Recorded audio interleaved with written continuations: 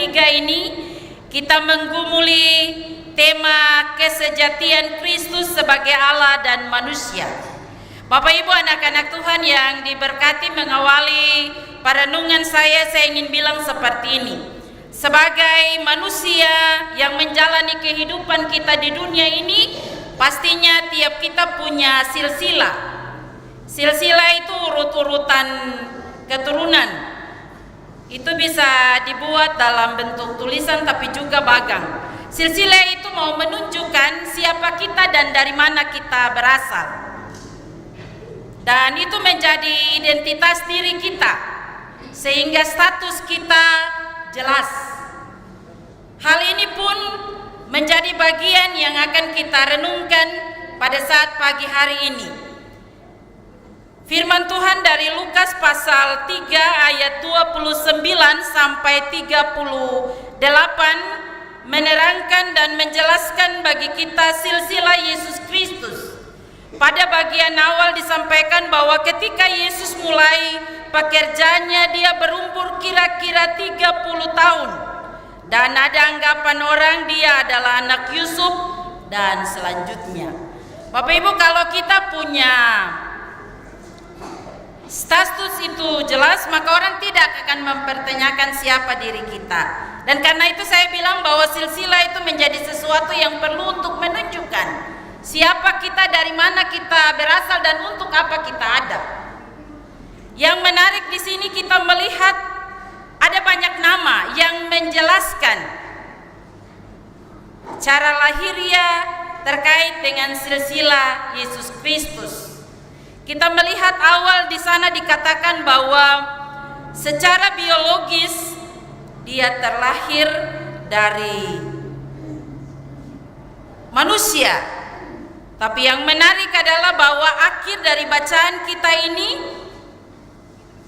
dia adalah anak Allah. Dimulai dengan Yusuf dan diakhiri dengan anak Adam dan anak Allah. Bagian ini mau memberikan pemahaman tapi juga sekaligus penegasan bagi kita bahwa Yesus itu sejatinya manusia, tapi dia juga Allah. Silsilah keturunan Yesus Kristus ini kita tidak hanya lihat dalam Injil Lukas, tapi juga ada kita jumpai dalam Matius. Dan Matius dan Lukas berbeda dari penyajiannya.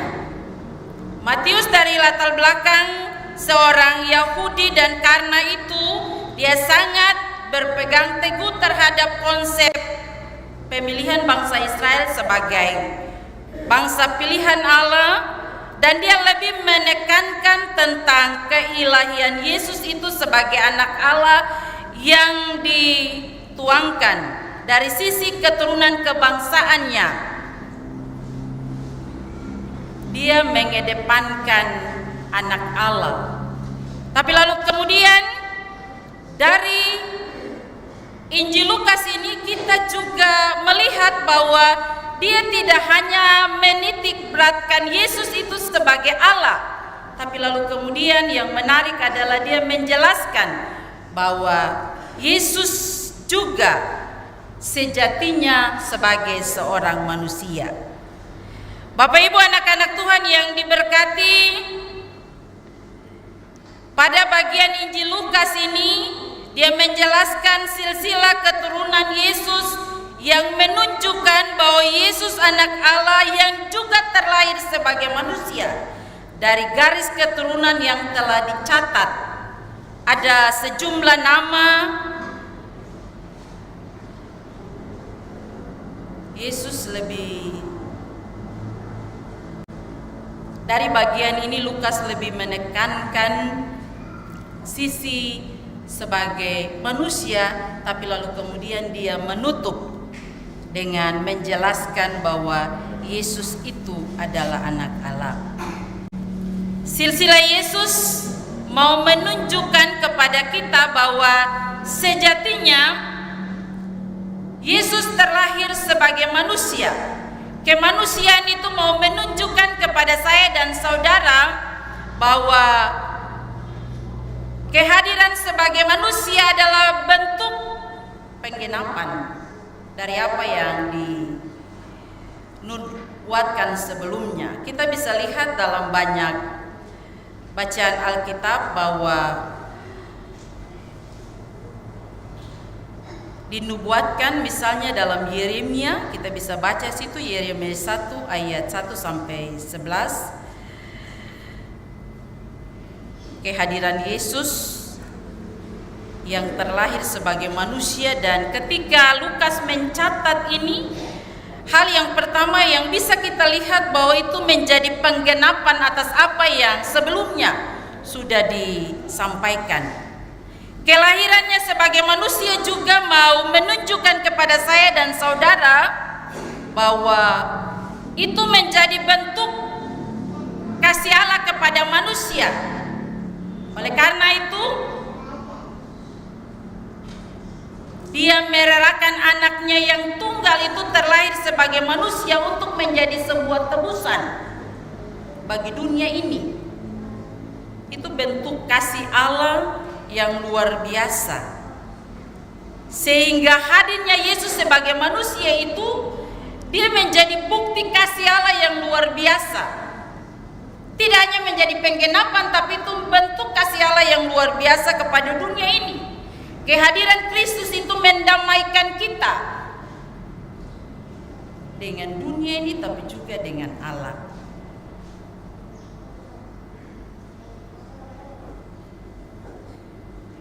Dalam bagian ini juga mau menjelaskan kepada kita bahwa sejatinya Kristus adalah manusia itu tidak perlu diragukan, karena ada sejumlah nama yang dipaparkan kepada kita dalam silsilah ini yang mau menjelaskan bahwa Yesus, dia sesungguhnya adalah manusia. Dia lahir dari seorang perempuan, dia lahir dan hidup dalam kesederhanaan. Yesus sama merasakan apa yang juga kita alami sebagai manusia. Dia lapar, dia haus, dia sedih, dia senang, dia takut, bahkan dia menderita hanya untuk saya dan saudara. Bahkan sampai kepada dia menderita di atas kayu salib itu, dia merasakan apa yang dirasakan oleh manusia, di mana juga dia merasa haus.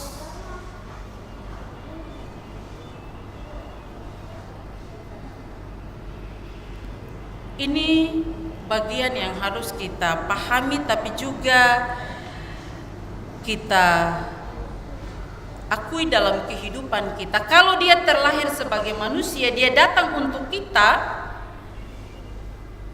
maka kita menjadi orang yang harus percaya dalam iman bahwa dalam segala hal yang kita alami dalam kehidupan ini, Yesus tidak pernah akan meninggalkan kita. Ketika kita sakit, ketika kita susah, ketika kita putus asa, dia hadir untuk kita. Dia pernah mengalami apa yang kita alami, dan karena itu ketika kita ada dalam posisi-posisi yang seperti itu, kita percaya bahwa Kristus ada untuk kita. Dan karena itu kita tidak perlu takut. Kesejatian Yesus sebagai Allah dan manusia mau mengajarkan kepada kita sebagai manusia ciptanya agar dapat mengakui, tapi juga kita bisa meneladani apa yang Yesus ajarkan kepada kita. Sebagai manusia yang melakukan kehendak Bapa, dia menjadi pribadi yang mengerjakan tanggung jawabnya sampai tuntas. Kematiannya di kayu salib itu menjadi bukti ketaatannya. Oleh karena itu, sebagai manusia yang percaya kepada Kristus, ketaatan dan kesetiaan itu harus menjadi bagian yang juga bisa kita teladani dalam pergumulan hidup kita sebagai manusia. Bapak Ibu, anak-anak Tuhan yang diberkati, Tadi saya bilang bahwa silsilah itu perlu agar supaya kita tahu dari mana kita berasal. Secara manusia kita punya silsilah itu jelas. Ayah, ibu, lalu kemudian kalau kita urutkan lagi opa, oma, tapi lalu kemudian pada bagian ini dia mau mengajarkan kepada kita tidak hanya Kristus yang kalau kita lihat dia punya dua sisi manusianya sudah dijelaskan panjang lebar dalam silsilahnya, tapi lalu kemudian bagian ini dia menutup dengan dia adalah anak Allah. Maka saya dan saudara juga punya dua identitas. Cara manusia jelas, kita punya orang tua, kita punya asal usul itu jelas, tapi lalu kemudian bagian ini juga mau menyampaikan kepada saya dan saudara bahwa sebagaimana Kristus adalah anak Allah, saya dan saudara adalah pengikut Kristus. Kita juga mengklaim diri kita sebagai anak-anak Allah, pewaris-pewaris kerajaan Allah. Ketika baptisan kudus itu kita terima, maka identitas kita tidak hanya sebagai manusia dunia ini, tapi juga saya dan saudara memiliki identitas sebagai anak-anak Allah. Dan kita punya hak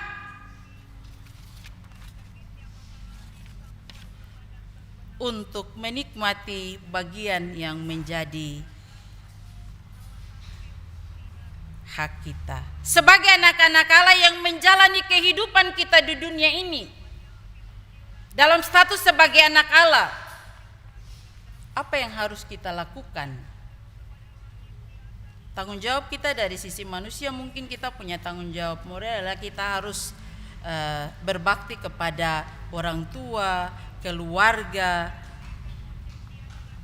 tempat di mana kita berasal. Tapi lalu kemudian status kita sebagai anak-anak Allah, apa yang harus kita lakukan dalam menjalani kehidupan ini? Kristus memberikan contoh kepada kita bahwa sebagai anak Allah dia menjadi pribadi yang mengerjakan tanggung jawabnya dengan sempurna. Ketaatan dan kesetiaannya tidak perlu kita ragukan lagi. Tadi saya bilang itu menjadi teladan bagi kita. Dalam tanggung jawab kita sebagai anak Allah, percaya kepada Kristus, maka kita juga punya tanggung jawab. Dan tanggung jawab itu harus kita kerjakan. Tanggung jawab kita yang pertama sebagai anak-anak Allah, kita harus bisa menjadi orang yang mempertanggungjawabkan status kita. Kita tidak hanya memikul status sebagai anak Allah, pengikut Kristus, hanya di orang bilang daftar saja, KTP saja, tapi kita harus menunjukkan itu sehingga orang tahu siapa kita. Lewat apa? Perilaku kita, tutur kata kita, hidup kita. Kita harus bisa menjadi saksi Kristus di tengah-tengah dunia ini. Sehingga apa yang kita lakukan dalam perkataan tapi juga perbuatan itu menunjukkan siapa diri kita. Kita juga harus menjadi orang yang setia dan taat dalam melakukan apa yang menjadi kehendak Allah dalam kehidupan kita. Itu menjadi bukti pertanggungjawaban kita terhadap identitas diri yang kita punya. Kita harus bisa melakukan hal-hal yang berkenan. Kita harus bisa hidup dalam kesucian. Dalam bagian Alkitab katakan, kuduslah kamu sebab aku kudus. Kekudusan hidup itu harus menjadi harga yang harus kita persembahkan sebagai bagian yang hidup kepada Tuhan. Kita juga harus tidak diperbudak oleh dosa, karena Kristus telah hadir untuk mendamaikan dunia ini. Dan karena itu kita orang yang percaya kepadanya, yang disebut sebagai anak-anak Allah, harus bisa membebaskan kehidupan kita dari dosa. Kita tidak harus hidup menjadi budak dosa. Yang terakhir Bapak Ibu, kita harus hidup dalam kebenaran.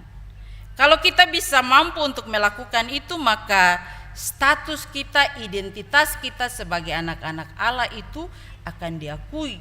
Dan pada waktunya kita akan menerima apa yang menjadi bagian hak kita. Tapi lalu kemudian apalah artinya status sebagai anak-anak Allah, pewaris-pewaris kerajaan sorga, tapi lalu kemudian status kita tidak bisa kita tunjukkan dalam sikap hidup kita. Cuma nama saja Bapak Ibu.